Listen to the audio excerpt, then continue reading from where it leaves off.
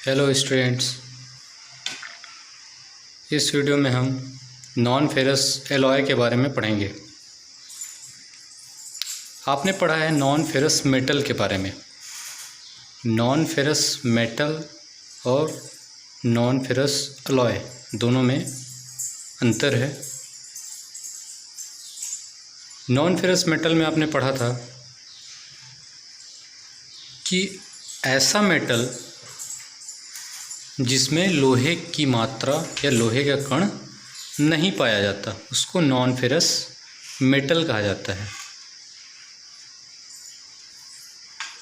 और non ferrous alloy, non ferrous मतलब अलौह, alloy मतलब मिश्र धातु। जो नॉन फेरस जो मेटल था उनको मिला करके जो नए मिश्र धातु जो धातु बनाया जाता है उसको अलौह मिश्र धातु या नॉन फेरस एलॉय कहा जाता है। जैसे कि इसको एक स्टोरी की तरह समझ सकते हैं। जैसे दो चीज़ों को जैसे दो कलर को मिलाया जाता है ना। आपने बचपन में भी देखा होगा, आप खेले भी हैं।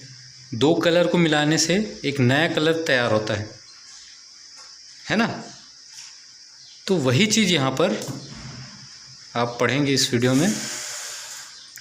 नॉन फेरस मेटल में आपने क्या क्या पढ़ा था? कॉपर, एल्यूमिनियम, सीसा, ये सब सिंगल मेटल थे जिसमें लोहे की मात्रा नहीं पाई जाती थी। अब इसमें क्या होता है, इनको मिला करके जो नया धातु तैयार किया जाता है, नए धातुओं का निर्माण किया जाता है, उसको अलौह मिश्र धातु कहा जाता है। जिसमें पहला है मोनल मेटल। देखिए, मैंने कलर का एग्जांपल दिया आपको।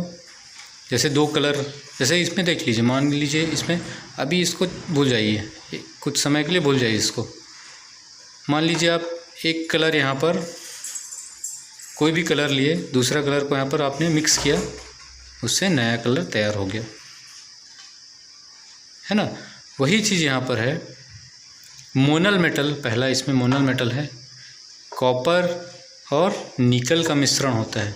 कॉपर को 33% और निकल को 60% मिलाने से मोनल मेटल तैयार होता है। दूसरा gun metal. Copper 88%, tin 10%, zinc 2%। इन तीनों को मिलाने से गन मेटल बनता है, या इन तीनों को मिलाने से जो धातु तैयार होती है उसका नाम है गन मेटल। अब तीसरा देखते हैं ब्रास।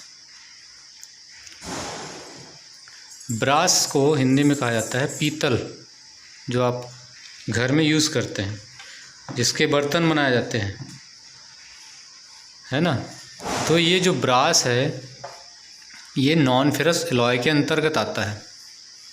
इसमें क्या होता है देखते हैं। कॉपर मीन्स तांबा और जिंक मीन्स जस्ता।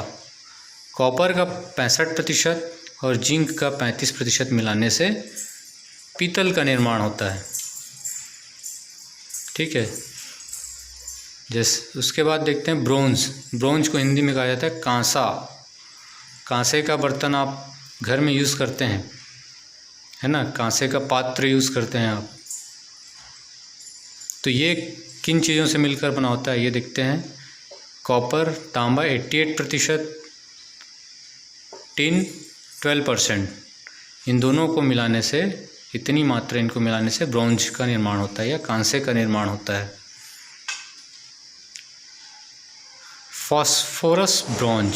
फॉस्फोरस ब्रोंज जो है कॉपर का 93.7%, टिन को 6% और फॉस्फोरस को 0.3% मिलाने से फॉस्फोरस ब्रोंज का निर्माण होता है।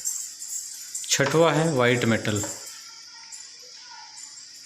लेड या सीसा 30% से 80% तक, प्लस टिन को 10% से 50% तक, प्लस एंटीमनी को 10% से 15% तक मिलाने से वाइट मेटल का निर्माण होता है।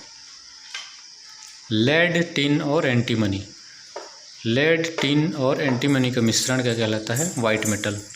बेबिट मेटल, टिन 80% से 90% के बीच में, प्लस एंटीमनी 10% से 30% के बीच में मिलाने से बेबिट मेटल का निर्माण किया जाता है। तो यह जो है अलौह मिश्र धातु है। ये आपका एग्ज़ाम में पूछा जाता है कि ब्रास किन धातुओं का मिश्रण है, तो कॉपर और जिंक का। गन मेटल कॉपर, टिन और जिंक का, इसकी प्रतिशत मात्रा भी पूछी जाती है। तो आपको इसकी तैयारी करनी है।